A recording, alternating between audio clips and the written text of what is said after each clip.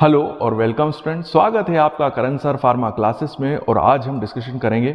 देखिए, जैसे कि आप जानते हैं कि हमारी एक सीरीज चल रही है जहां पर हम टैबलेट्स के डिफेक्ट के बारे में डिस्कशन कर रहे हैं और ये इसका पार्ट 2 है। पहले पार्ट के अंदर मैंने आपको बताया था कि टैबलेट फॉर्मुलेशन का इंपॉर्टेंस क्या है, क्यों इस रिलेटेड क्वेश्चन जो है वो इंटरव्यू के अंदर पूछे जाते हैं, खासकर टैबलेट्स के डिफेक्ट के बारे में।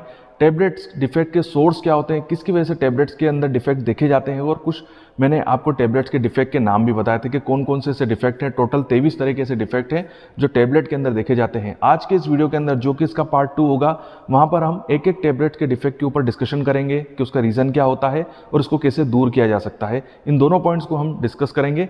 तो चलिए वीडियो स्टार्ट करते हैं। तो सबसे पहला डिफेक्ट है जिसके ऊपर हम डिस्कशन करेंगे, उसका नाम है स्टिकिंग, जिसके अंदर टैबलेट जो होती है वो आपस में चिपकना स्टार्ट कर देती हैं। तो ये क्यों होता है? बहुत ही एक ऐसा कॉमन डिफेक्ट है जो सबसे ज़्यादा टैबलेट्स के अंदर देखा भी जाता है।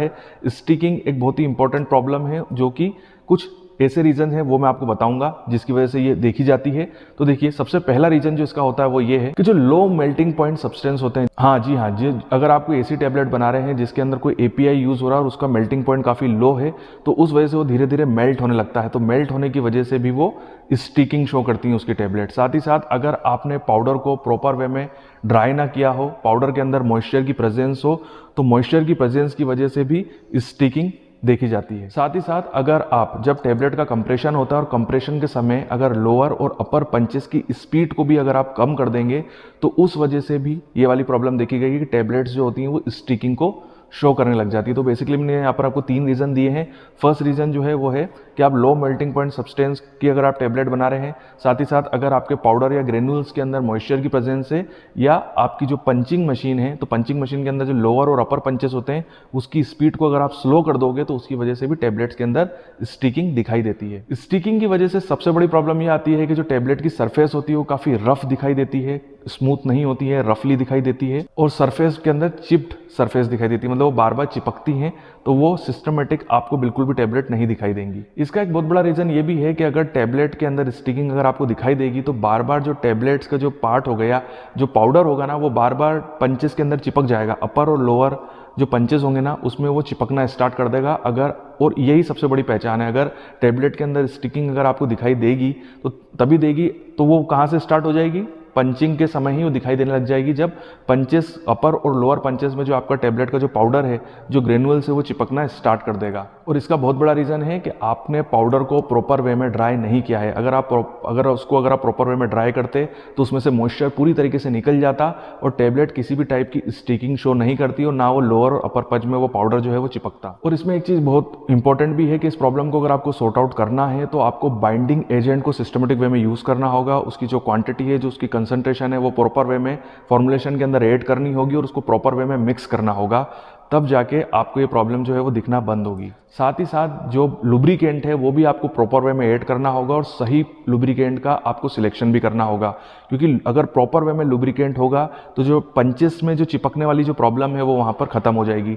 और अगर टैबलेट का जो पाउडर है वो अगर कंप्रेशन मशीन के पंचेस में अगर चिपक रहा है तो उसका एक बहुत बड़ा रीज़न यही होता है कि आपने या तो लुब्रिकेंट को ऐड ही नहीं किया है, और अगर ऐड किया है तो वो सही क्वांटिटी में ऐड नहीं किया है। तो अगर आपको पंचेस में पाउडर के चिपकने वाली प्रॉब्लम को सॉर्ट आउट करना है तो आपको लुब्रिकेंट को प्रॉपर वे में ऐड करना होगा, सही कंसंट्रेशन में ऐड करना होगा और पूरे फॉर्मुलेशन के अंदर सिस्टमेटिक वे में मिक्स करना होगा, तभी जाके ये प्रॉब्लम सॉर्ट आउट होगी। तो देखिए, यहाँ पर हम डिस्कस करेंगे कि जो टैबलेट का जो डिफेक्ट है जिसे हम स्टिकिंग कहते हैं, जिसके ऊपर हम अभी बात कर रहे हैं, तो इसके क्या कॉज हैं और उसको हम कैसे दूर कर सकते हैं, इसको अभी हम सिस्टमेटिक वे में बात करेंगे। तो सबसे पहला पॉइंट है ग्रेनुलेशन। जी हाँ, फॉर्मुलेशन की वजह से जो भी डिफेक्ट्स आते हैं वो कैसे डिफेक्ट्स होते हैं, उनका रीजन क्या होता है और उन प्रॉब्लम को कैसे सॉर्ट आउट कर सकते हैं।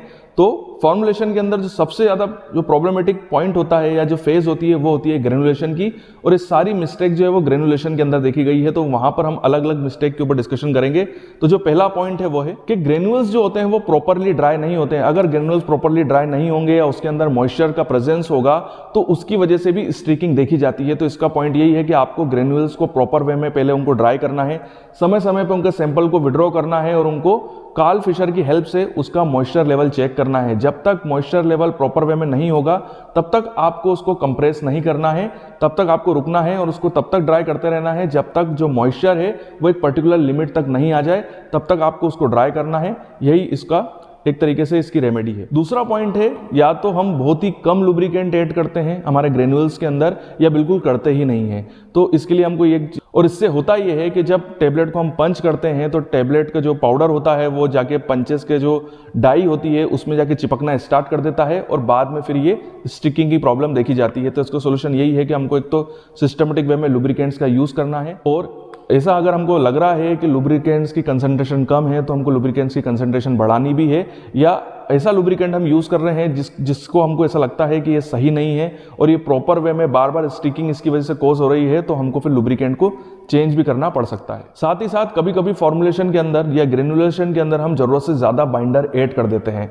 अब वो फॉर्मुलेशन की रिक्वायरमेंट भी हो सकती है कि आपको बाइंडर की कंसंट्रेशन बढ़ा के रखनी है और इसकी वजह से भी स्टिकिंग देखी जाती है। तो इसका सोल्यूशन यही है कि या तो हम बाइंडर्स की कंसंट्रेशन को कम करें, या तो फिर लग रहा है कि बाइंडर की कंसंट्रेशन कम करने के बाद जो टेबलेट है वो बार बार टूट रही है और हमको बाइंडर की कंसंट्रेशन बढ़ानी पड़ेगी, बट जब भी हम बाइंडर की कंसंट्रेशन बढ़ाते हैं हमको स्टिकिंग दिखाई देती है। तो इस केस में फिर हमको बाइंडर जो बाइंडर हम यूज कर रहे हैं उसको हटा के फिर हम दूसरे बाइंडर की तरफ जाना पड़ सकता है। अगली जो प्रॉब्लम देखी जाती है वो देखी जाती है ग्रेन्यूल्स के नेचर की वजह से। कई बार हम ऐसी ड्रग्स को यूज करते हैं जो कि हाइग्रोस्कोपिक नेचर की होती हैं, वो एटमॉस्फेरिक मॉइस्चर को एब्जॉर्ब करके उनके अंदर अपने आप ही मॉइस्चर आ जाता है, या जो हमारा एटमॉस्फेयर है उसके अंदर ह्यूमिडिटी प्रेजेंट होती है, उसकी वजह से भी वो ह्यूमिडिटी की वजह से भी वो मॉइस्चर को एब्जॉर्ब कर लेते हैं, जिसकी वजह से उनके अंदर मॉइस्चर आ जाता है। और बाद में जब हम उस ग्रेन्यूल्स को हम कंप्रेस करते हैं, उसकी टैबलेट बनाते हैं, तो वहां पर हमको स्टिकिंग दिखाई देती है। तो इसको सॉर्ट आउट करने का एक ही रीजन है कि देखिए, अब ड्रग जो हमारा एपीआई है उसके अंदर ये नेचर है कि वो हाइग्रोस्कोपिक नेचर का है, तो हम उसको तो चेंज नहीं कर सकते हैं। तो यहाँ पर हमको एक तो जो हमारा प्रोडक्शन एरिया है वहां पर हमको ह्यूमिडिटी को कंट्रोल करना होगा, साथ ही साथ हमको प्रोडक्शन जो है वो बिल्कुल कंट्रोल एटमॉस्फेयर में करना होगा। हमको बिल्कुल ह्यूमिडिटी का ध्यान देना है। अगर हमको जरा सा भी लगता है कि ह्यूमिडिटी प्रोडक्शन एरिया के अंदर बढ़ती जा रही है और हमारी जो ड्रग है, जो हमारा एपीआई है, उसका नेचर है कि वो काफी हाइग्रोस्कोपिक नेचर का है, तो तब तक हमको टैबलेट को कंप्रेस नहीं करना है। और अगर हम कभी कंप्रेस करेंगे भी तो हमको वहां पर स्टिकिंग दिखाई देगी। इसीलिए हमको जब तक ह्यूमिडिटी को हम जब तक कंट्रोल नहीं कर लेते हैं तब तक हमको प्रोसेस स्टार्ट नहीं करनी है। देखिए, अगला पॉइंट ये है कि जो हमारा फॉर्मुलेशन है उसके अंदर कोई ऑयली मटेरियल भी प्रेजेंट हो सकता है। साथ ही साथ हो सकता है कि हमारी जो ड्रग है वो ही ऑयली नेचर की हो, और जब वो ऑयल को रिलीज करेगी तो उसकी वजह से भी स्टिकिंग देखी जाती है। तो इसको सॉर्ट आउट करने का एक ही रीजन है कि जो मिक्सिंग प्रोसेस है उसको हमको मॉडिफाई करना होगा। हमको प्रॉपर वे में उसको मॉडिफाई करके हमको मिक्सिंग करनी होगी। साथ ही साथ हमको एडजॉर्बेंट भी ऐड करने पड़ सकते हैं। तो ये दो सोल्यूशन है जिसकी वजह से हम जो अगर हमारा मटेरियल अगर ऑयली नेचर का भी है तो उसको भी हम इस प्रॉब्लम को सॉर्ट आउट कर सकते हैं। अगला पॉइंट ये है कि अगर जो ग्रेन्यूल्स हैं अगर वो काफी ज्यादा सॉफ्ट नेचर के हों और जो ग्रेन्यूल्स बन रहे हैं वो काफी वीक हों, इसकी वजह से भी स्टिकिंग देखी जाती है। तो इसके लिए यही सोल्यूशन है कि एक तो हमको हमारे ग्रेनुलेशन टेक्निक को चेंज करना होगा, हमको नए तरीके से ग्रेन्यूल्स बनाने होंगे जिससे कि जो हमारे ग्रेन्यूल्स है वो सॉफ्ट ना रहे और ना ही वो वीक रहे।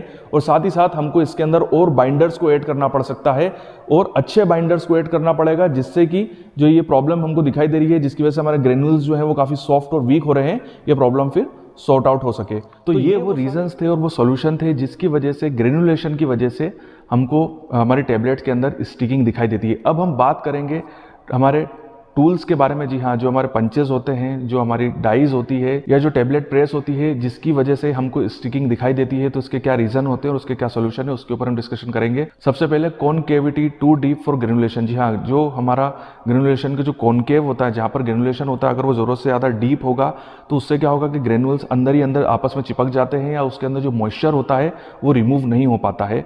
तो इसका सोल्यूशन है हमको हमारी कॉनकेविटी को रिड्यूस करना होगा और उसको ऑप्टिमम कंडीशन तक ही यूज करना होगा। जरूरत से ज़्यादा अगर होलो कॉनकेव होगा तो वहां पर ये प्रॉब्लम जरूर दिखाई देगी। साथ ही साथ जब हम टैबलेट को प्रेस करते हैं तो प्रेस करते समय जो प्रेशर होता है वो काफ़ी कम यूज़ किया जाता है, जिसकी वजह से हमको स्टिकिंग दिखाई देती है। या वो जो प्रेशर का जो हमारी डाइस है, जब वो टैबलेट को प्रेस करती है तो वहाँ प्रेशर काफ़ी कम होगा, जिसकी वजह से टैबलेट जो होगी वो डाइस में चिपकना स्टार्ट कर देती है और वहाँ पर हमको स्टिकिंग दिखाई देती है। तो इसका सोल्यूशन यही है कि हमको प्रेशर्स को इंक्रीज करना होगा, या तो फिर कई बार हम इस प्रेशर को बढ़ाने के चक्कर में जो हमारी कंप्रेशन मशीन की स्पीड है उसको बढ़ा देते हैं और स्पीड बढ़ने के साथ में भी हमको ये स्टिकिंग की प्रॉब्लम दिखाई देती है। तो उसका भी सोल्यूशन हमको यही करना होगा कि हमको स्पीड को मेंटेन करना होगा और एक ऑप्टिमाइज स्पीड पे ही हमको कंप्रेशन मशीन को चलाना होगा, जिससे कि स्टिकिंग की प्रॉब्लम हमको ना दिखाई दे। तो ये वो रीजन और सोल्यूशन थे जिसकी वजह से स्टिकिंग डिफेक्ट जो है वो टैबलेट्स के अंदर दिखाई देता है। मैं आशा करता हूँ कि आपको ये वीडियो काफी अच्छा लगा होगा। ये तो पार्ट 2 था जिसके अंदर हमने स्टिकिंग से रिलेटेड डिफेक्ट के बारे में डिस्कशन किया और मैंने आपको बताया कि ये किसकी वजह से होता है और उसको हम कैसे रिमूव कर सकते हैं। अगले पार्ट के अंदर हम डिस्कस करेंगे पिकिंग के बारे में कि पिकिंग क्या होता है, इसका रीज़न क्या होता है और इसको हम कैसे रिमूव कर सकते हैं। ये भी एक बहुत ही इंपॉर्टेंट डिफेक्ट है। तो थर्ड पार्ट पे हम डिस्कशन करेंगे, तो बने रहिए हमारे साथ।